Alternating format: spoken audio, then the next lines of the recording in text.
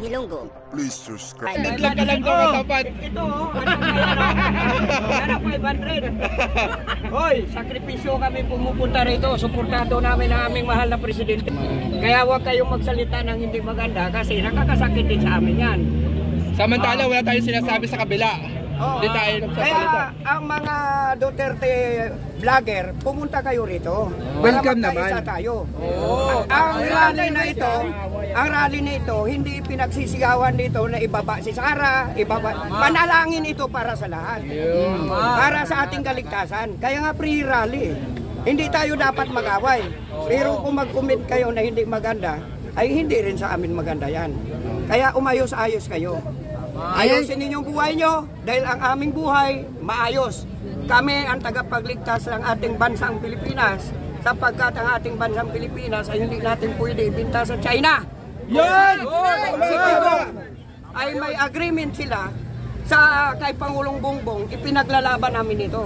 Kung kayo ay nakipag-agreement sa China, kami, dahil kami ay tatayong mananatili sa Pilipinas, pinagtanggol namin ang Pilipinas ng sovereignty ng Pilipinas. Lalo higit ang ating Pangulong Bongbong Marcos. Yan. Kaya tandaan ninyo, mulat-mula ngayon sa panalangin na ito, huwag kayong magsalita na hindi maganda sapagkat ang lahat na salita na hindi maganda, mayroong katapat. Katulad ni, sino yun? Yung naghahamon dito? Si Maso naman. Dado. Si Dado. Dado, maswerte ka talaga. Bakit? Kasi wala ka pang nakahanap ng katapat eh. Pero may katapat ka na. Carbonel. Oo. Si Carbonel ang katapat mo. Kahit sa Lunita. Ahamunin ka ni Carbonel. Baka hindi ka pumunta. Ayos ka. Dahil ang duelo na ito, katulad sa paghahamon mo, akala mo, pangalawa ka sa Diyos eh, magsalita ka. Hindi maganda yan. Kaya ayos-ayusin mo yung buhay mo. Kahit si, hinahamon ka rin yung isang vlogger, si Bayad Bay. Hindi. Tanggalan ng pension yan si Dado. Sino nga naghamon rin sa kanya? Yung sundalo rin? Epipanyo. Ay, Epipanyo Labrador. Hinahamon ka rin eh. Pero ayaw mo namang kumasa. Ngayon, sa araw na ito, alauna hanggang alas 6, pumunta ka rito para makilala ka namin. Ha? Ayos ba? Ayos ba? Hello, mag-analyst ka? Sige. Kaya huwag kayong magsabi na kapag bago lang ninyo dyan sa ganyan. 2016, lahat kami, pinuno namin ng Lunita nung meeting na abansi ni Pangulong Duterte. Lahat kami, Pangulong Duterte. Pero sa ginawa niya sa kay Pangulong Bongbong na sinasabi niya na bangag, adik, ay hindi maganda yan. Bakit? Dapat tumulong siya eh. Pero anong ginawa niya? Kaya lahat kami, ayaw na sa kanila. Bagsak kayo sa amin. Kasi mga dutae kayo lahat. Mga dutae kayo lahat. Wala kayong magawa. Bakit? Kasi kami pabor sa administrasyon. Kasi ang administrasyon, kaming lahat ay para sa pagpapaganda ng ating bansang Pilipinas. Pero kung kayo ang gumugulo rito, ay hindi na maganda. Ay, may katapat talaga kayo. Huwag kayong mag-alala. Mayroon kayong katapat. Nakaroon talaga ng katapat. Kaya mamaya ulit. Tandaan ninyo yan. Kasi ang Diyos hindi naman natutulog eh. Oo naman. Bukas ang Diyos sa lahat, sa mga mabuting tao na may mabuting kalooban. Pero sa mga masasama, yan, katulad sinabi ni Sara. Anong sinabi ni Sara? Siya ang presidente ng impyerno. Ay, totoo naman talaga. Ang impyerno talaga presidente siya. Tapos sabihin ni Pangulong Digong, ay paano ako? Di busy lang si Digong, siya ang presidente. So, kanila, inyo lahat, basta masasama, inyo sa bupin nila yan. Basta kabutihan, amin. Tingnan mo, namumula ang mga tao rito ngayon. Bakit? Kasi nararamdaman na namin ang ilang pula na pagdating ng aming Panginoong Jesucristo. Yan ang maghahango sa amin at yan ang nagbabantay sa ating mahal na Pangulong BBM. Ang akin mo hahamunin, papatayin ko yan. ang Pangulo. Buhukayin si Apo Lakay sa libingan naman. Subukan mo nga. Sige nga, subukan mo. Ipalit natin. Papunta ka pa lang doon eh. Hindi ka na makahambang na malayo tayo. Tandaan nyo yan. Oh, tandaan nyo yan, mga kapwa kong Pilipino. Kung kapwa Pilipino talaga kayo, dapat ipagtanggol natin ang ating bansang Pilipinas. Huwag sa China. Oh, katulad yan, binanatan na naman ang ating barko. Ano ang ginawa ng Amerika? Siyempre, kapagtanggol natin yan, kasama natin yan. Siyempre, hindi naman titingin-tingin yan. Siyempre, kapagtanggol natin, kakampi natin yan. So, wala talaga kayong magawa. Marcos daw tayo, walang utang na loob. Ano? Wala daw utang na loob ang Marcos. Dahil siguro doon yung Sino? napalibing. Sino nagsabi niyan? Eto. Sino yan? Si Eduardo, walang utang na loob si Pangulong Bongbong Marcos. Bago nagpresidente si Digong, nasa Supreme Court na ang desisyon.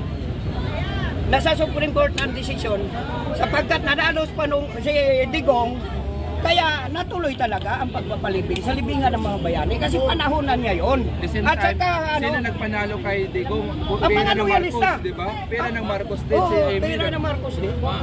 Bayadang mamalaki. Yung mga vlogger na mga Duterte, pumunta kayo rito ngayon. Imitay mo, imitay. Kita tayo. Si Banat Bay, may katambal ka na ngayon, oh, Banat Bay. Banat Bay. Ito. Panot Bay. Kumikintab. sabi dito, bayaran ka lang manong. Bayaran? Bayaran? Ito, ang bayaran, oh. Ito, sino yan? Pangalan? Si Lorenzo. Magpakita ka rito ngayon. Ito, ibabayad ko sa mukha ko. 1,000, no? 1,000, 2,000, 3,000,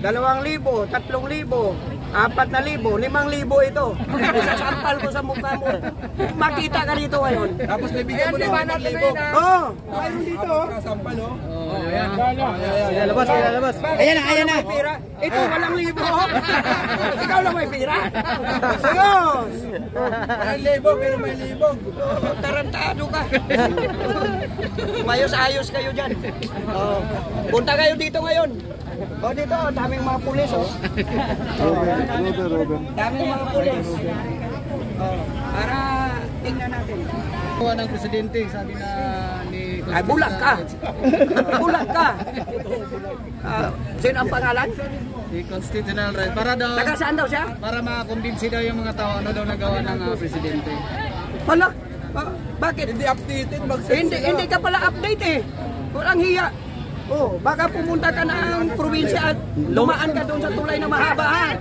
Luko-luko ka. Lumapang ang kanyang memorya, panahon pa ni Duterte, kaya gano'n, hindi pa na-update. Kasi actually, ang mga loyalista, walang bayaran dito. Kayo ang binabayaran. Bakit? Kasi nga, kailangan niyo pera. Sa amin, personal ito. Kanya-kanyang kayod kami rito. Di ba? Share lang tayo. Ano sabi? Hinahanap na yung 20 pesos sa kilo ng bigas. Ay, tarantado. Ito, ang 20 pesos na bigas, sa Kadiwa kayo pumunta. Pero kung sa komersyal kayo pumunta, pag may 5 na klase ng bigas sa komersyal, Sinanduming, Angelica, Jasmine, tapos yung local rice. Lagyan natin ng tigba 20 bigas. Anong mauna maubos? Sige nga, lagyan natin ng tigba 20. Anong unang maubos? Sa 5 klase ng bigas. Sige nga. Tagbibente. Kaya nga, tigba 20 yan eh. Halimbawa, ang dinurado, lagyan natin ng 20. Ang Jasmine, 20 din. Ang Dinurado, 20. Sabog 20. Kanino ang mauna maubos? Di ba dinurado? Paano yung iba? Sige nga. Sa komersyal yan. Walang dito muna rito. Rito. Dito may nagsabi po, magkaiiyak. Umuwi na lang kayo, gutom lang yan. Ang gutom, busog na oh. Ano ka ba? Gutom ba? Talagang talo talaga sila nung... Tay, ikaw daw. Ang ganda ng Pilipinas, sinisira nyo lang. Ito ipakita ko sa inyo po, Kati Zamora, No. 81, from Singapore. Meeting de avance ni Pangulong Digong sa sa Lunita, napakalaking flag. Lago. Hinalikan pa niya. Anong klaseng halik 'yon? Halik ba na totoo o halik ni Judas? Halik ni Judas! Bakit halik ni Judas? Kasi siya nag-traidor sa Pilipinas. Tama. Oh. China ang Kaya inatake kayo, kasama kayo sa pag-traidor ng Pilipinas. Shout out po from Dubai, UAE. Okay lang daw, basta kumita na sila. Sir, baka may piatos kayong Ay, kan, sir. mukhang pira nga eh. Negosyo Diba? Baka mukhang pira nga eh. Kaya ganun yun. walang stage, walang speaker. Ano? Pinaghandaan, wala daw speaker at stage. Eh, wala pa naman stage. Si Babaya. Ito hindi pa ba sapat boses ko? Ay, may DDS vlogger dito. Sabi ni Pans TV, bayaran ka daw. NPE ka daw. Baka siya ang magbabayad sa akin. Pumunta ka nga rito, bigyan mo ako. Hala ka! Tarantado ka. Nasa ano yan eh, sa taga Maynila. Sabihin mo, pumunta ka rito. Bayaran mo ako. Oh, tapos kuhaan ninyo lahat ng video. Oh, sige nga. Nay, anyayahan mo si Pans TV, DDS to. Sabi mo punta ka rito. Sino yan? Si Pans TV. Pans TV, punta ka rito dito sa EDSA. Oo. Sabi mo hindi ka namin aawayin. Hindi ka namin aawayin kasi hindi naman kami mga aaway, hindi ka tulad mo. Kaya pumunta ka rito para kaibigan ka namin. Pumunta ka rito. Kaya huwag kang bayaran ako. Baka ikaw magbibigay sa akin ngayon, pumunta ka rito. Baka bigyan mo ako. O, di ba? Umayos. Kakain na lang daw siya ng mais kisa sa 20 bigas mo. Bakit problema ko ba yan kung kumain ka ng mais? O, sige nga. O, kahit bato pa ang kainin mo, wala akong pakialam sa'yo. Kunwari lang yun, mais. Kunwari lang. Hindi na kasi tumatay yun eh. Kahit bato Ay, pa. anak pala ni Diwata to si Pans TV. Ha? Anak ni Diwata daw. Ay maliban sa Diwata, inkantado pa pala yan. Inkantado ka pa pala eh. Tarantado. Oo. Oh, sige pa. Sige, ano kayo dito ako. Sige. Sige, mag-comment kayo dyan. Dito ako, sasagutin ko kayo. Ha? Yung alin? Pero kay bilang Ano sa lang? realista, agree ka ba na may si BP Sara? Ito, magandang tanong yan eh.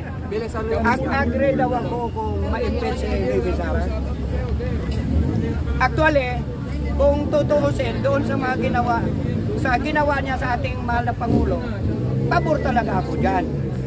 Pero ayaw naman sa sinabi ni Pangulo na mag-concentrate tayo sa ating trabaho, pabor din ako doon. Pero depende yan doon sa naghain ng impeachment laban sa kanya. Ay kung ako lang sa ako, sige. Oh, kasi ako naman tinatanong nyo eh. Sige, pwede. Kahit saan tayo magkita, pwede. Oh, di ba? Yun lang naman ang tanong eh. Oh, sige, comment pa kayo. Ay, ano daw mensahe mo na yung mga kakampi nagkakaisa, nagkikipagkaisa